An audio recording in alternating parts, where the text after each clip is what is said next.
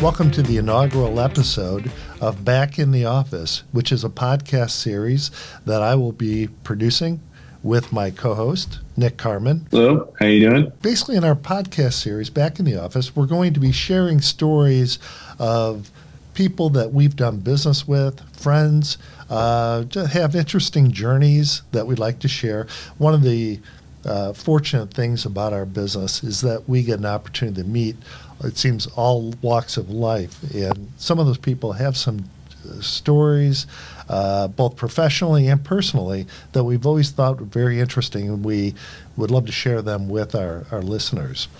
I guess we should probably, Nick, tell a little bit about ourselves. So why don't I go first? I'm actually a Chicago native. I transplanted to central Indiana, Indianapolis, in 1985, so 36 years ago. And I relocated to Indianapolis to go to work for a large real estate developer. And I was fortunate enough, after 7 years, I was able to start my own firm, CARMEN Commercial Real Estate, which is a commercial real estate brokerage company which specializes in just one niche of the industry, representing tenants, never landlords, just because we felt at that time, where I felt, that the tenants were undermanned, if you will, didn't have enough expertise or experience in negotiating office or industrial leases, and that I could add value so they weren't outgunned when they were sitting at that negotiating table with the landlord. And so that was in 1993. The business is 29 years old. And although we've seen our ups and downs, I think we've seen 3 recessions in the time I've had the business. I hate to say that because that dates me. But nonetheless, Nick, why don't you tell the audience a little bit about yourself?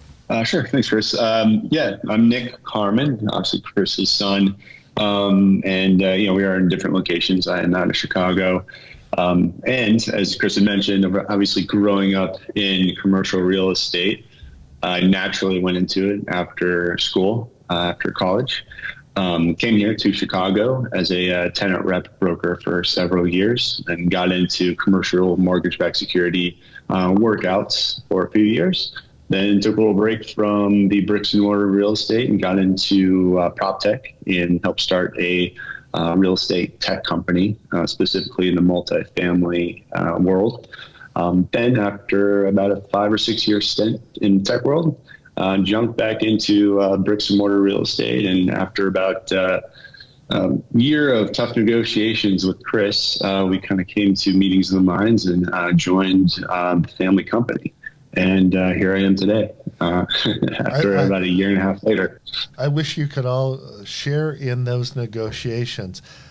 Nick, you're coming back to Indianapolis. No, I'm not, Dad. But most people think of CARMEN Commercial Real Estate as an Indianapolis company, or at least central Indiana. The truth is, we've had a business development office for about the last 3 or 4 years in Chicago. And then when Nick joined the company about a year and a half ago, we founded an actual bricks and mortar office, if you will, in the city. And that office today has actually grown that it's probably larger and doing more business than what we do out of central Indiana. But actually, and it's bigger than that. And Nick, as the director of our corporate services, you should probably tell the audience a little bit about the scope of the work we do, because so much of it today is outside of Indianapolis or central Indiana or Indiana in general, and Chicago. Yeah, the corporate portion of the business is certainly crucial, as our larger clients who have anywhere between 20 locations to 120 locations across the U.S. We're essentially their outsourced real estate department. So basically taking the workload off of them internally as we do site selection, analysis, lease administrative work, pretty much from the top down. Just handle all their real estate. So as Kristen mentioned, it's not too prevalent that they're in Indy. So I got to run things out of Chicago here. Yeah, they're what we find I hate to say this, the nature of our work as commercial real estate brokers, we're a little bit like insurance salesmen because you never want to hear from a car insurance salesman unless, of course, you just bought a new car and then you need the insurance to insure it. But commercial real estate tends to be a little bit like that because a business owner or manager doesn't want to continually think about their office lease. They do a new lease, maybe it's a 5-year lease, so they're going to pick it up again maybe in 4 years. However, the truth is issues come up. Landlords are billing for extra items, whatever it may be. We basically manage all of those critical dates and features, and then when an issue comes up in the lease, we're there to stand up, basically representing one of our clients like their attorney would represent them in a legal situation. So it's kind of taken on the air of being an ongoing role in most businesses, but because it is so irregular and the timing is irregular, we become really more of an outsourced real estate department.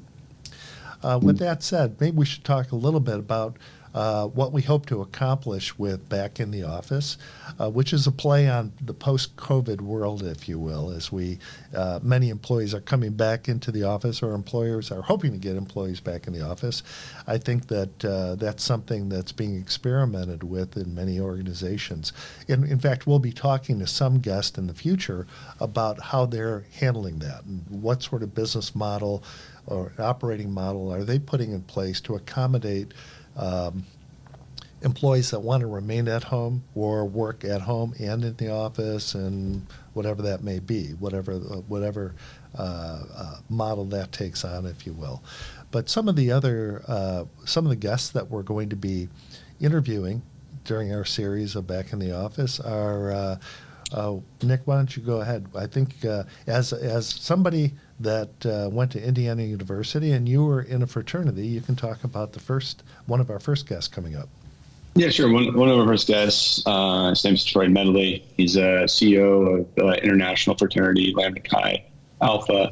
And as the stereotype of anyone hearing the word fraternity, usually they think of Animal House. So what we're going to talk to Troy primarily about is, for one, he's a California transplant, so kind of his experience as a resident in Indiana and the Midwest, and what he enjoys or maybe not enjoys about that, but also mostly about the business side of the fraternal organizations, how they're run, what challenges they have, maybe touch on COVID, and just really getting down into how much more there is than actually those houses on campus and the parties that they host.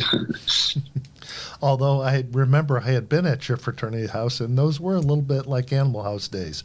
But so I'll look forward to hearing Troy's story.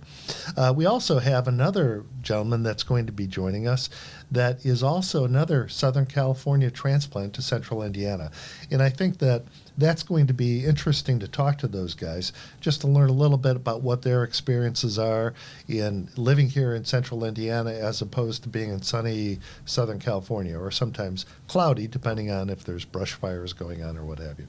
And then we also have a gentleman that is one of the probably best known tech leaders in Indiana, or certainly in Indiana's history, and still very active in the community. But he is a car guy, probably the biggest car guy I know. And he loves exotic cars and unique automobiles. And a few years ago, he came to me and said, I'm starting an automobile storage company. And so we're going to be talking with him and learning a little bit about his journey in operating or founding and operating a tech company, and also enjoying his hobbies, if you will, in automobiles, along with his while operating the tech company. So that's something, a few of the episodes that we have coming up, and I hope that you will join us. Thanks for joining us today. I think that we'd love to hear from you. We'll put our email up on the screen, and feel free to reach out if you have an idea for a show or somebody that maybe we should interview. Yeah, if it's you, we're probably really going to scrutinize that application, but we'd love to hear from you nonetheless. Anything you'd like to close with, Nick? No, that's it. We're just looking forward to having our guests and sharing with you guys, and continue on this podcast and kind of sharing our experiences with everybody. The journey back into the office. Thanks for joining us today.